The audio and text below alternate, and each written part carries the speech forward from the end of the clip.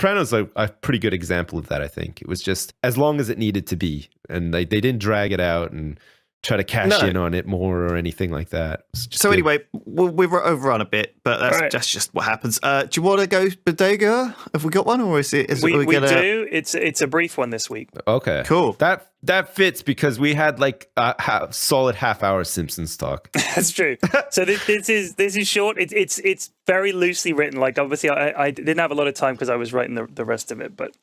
So it is what it is. I mean, are you happy committing? Because like we could always put it off till next week. I'll go for it. People, I would rather put out a mediocre Bodega than no Bodega because I know people will lose their shit, and all I'll have for the next week is messages saying "Where's Bodega?" So it's okay. It's all right. Okay. All right. Bodega, part Catorce, which is 14. By the way. Holy shit! Is that actually how you say it? I don't know. It's a guess. With a flash of light, the Disco Volante exited hyperspace and now sat stationary in the system known as War 1, a single-planet, single-star solar system. Checking the local area sensors, Bodega saw, as he expected, a vast array of spaceships parked just outside the designated safe area. "What planet is this?" asked Rab. "It's a Dyson sphere, actually, and it's named War 1, said Nebish, glancing up from his computer terminal. "If you've never heard of it, be grateful. It's a hellscape. If you thought Tartania was rough." "Hey, nu, what's your mouth, pal?" said Rab, bristling and turning towards Nebish. "Tartania is very nice around the old castle bit." But Nebish just bit into a pulp fruit and carried on staring at his computer screen. "And Catorce is down there somewhere," said Bodega. "The Catorce?" asked Rab, turning back to Bodega. "Yep," said Bodega, sighing. "Well, that's that then," said Nebish.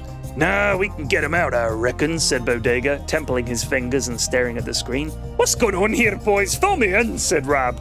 Nebish closed his screen and leaned back in his seat. War 1 is unique in the galaxy for a few reasons. Firstly, it's home to a white hole, the reverse of a black hole, and the white hole exists inside the artificial planet War 1. The sphere surrounds it and draws power from it.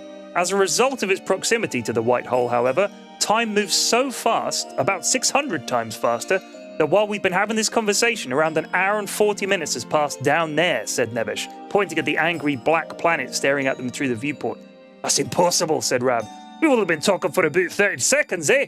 "Secondly," said Nebish, continuing, "the people that built War 1 around the white hole have been fighting a war amongst themselves for the last, well, for us, 1 month, but for them, around 600 years. Rab's mouth was just sort of hanging open. War 1 was an extremely hot ticket. The other ships in orbit weren't traders or troops, they were spectators. Arrayed around the planet were satellites that acted as relays, providing close-up footage of the action taking place below, and passing on news stories and communications broadcast from the surface.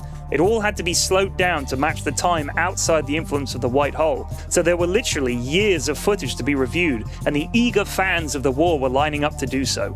A lot of War 1 merchandise had been shifted, and box sets of seasons 1 through 3 had just been released. It was some war. The story so far was that the outer surface and the inner had fallen out in a big way, and it was just starting to hot up as the surface-ease people had launched a stunning preemptive attack against the Insidians.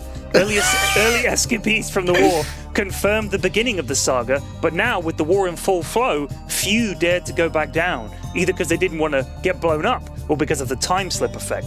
As such, the arrayed audience were on the edge of their seat regarding the upcoming storming of the Royal Insidian Palace. "So why is this Catorce down there anyway, the blasted fool?" said Reed, who was reclining on a couch in the lounge area. "Same reason you were on Scarpon, I guess," said Bodega. "But he'll die of old age before we get to him," said Reed. "Not Catorce," said Bodega, smiling. "He's got a gift." This was true. Catorce was Sigillese, a race of beings who were seemingly unaffected by the passage of time. According to generally accepted Sigillese mythology, they had existed since the beginning of time itself, and according to generally unaccepted Sigillese mythology, they were the best thing since sliced qualm loaf.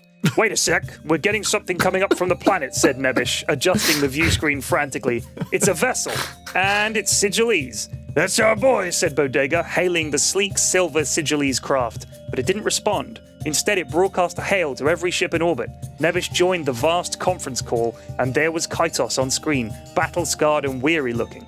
"The war is over.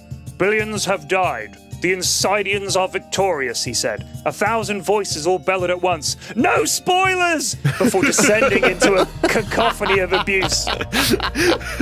500 years worth of box sets and footage was now rendered useless by this single colossal reveal. You should all be ashamed of yourself, you verminous quaffules, said Catorce, snapping off his broadcast and heading out of the system. Bodega quickly hailed him on a private channel. Howdy, Catorce, he said. Greetings, friend Bodega. It is your honor to see Catorce again, said Catorce. Got a little proposition for you. What say we meet up somewhere more friendly, said Bodega. Sure, I've got nothing else on today, said Catorce. Okay, see you in a few, said Bodega. Yep. What an exchange. Yep, we'll talk soon, said Catorce. Bah, said Bodega. Cool, said Catorce. The end. I get the impression that you were running out of time towards the end there because Maybe a little Catorce bit, was but like, yeah. I just thought it was funny just to have It's this great. stupid conversation anyway. Oh, I love that. Sure, that was I've got great. nothing else. So, because also, I mean, I've got to keep it to 2 pages. Otherwise, it takes 20 minutes to read the I love story. how you wrote that down, though. Sure, I've got nothing else on today. as if that's how people talk in space. That's like a fucking typical Series 11 Simpsons move right there. Simpson, yeah. But I mean, I've like always that a liked lot. making the dialogue really serious and then just having them say the kind of shit you say every day. P-Flex, Like you say, that I'll was see you later, fucking, no problem. that was glorious. The world building you do is spectacular. I really got into that Oh, cool. Dyson Sphere stuff. I love Thank you. Dyson Sphere. Love a Yeah. good Dyson Sphere, man.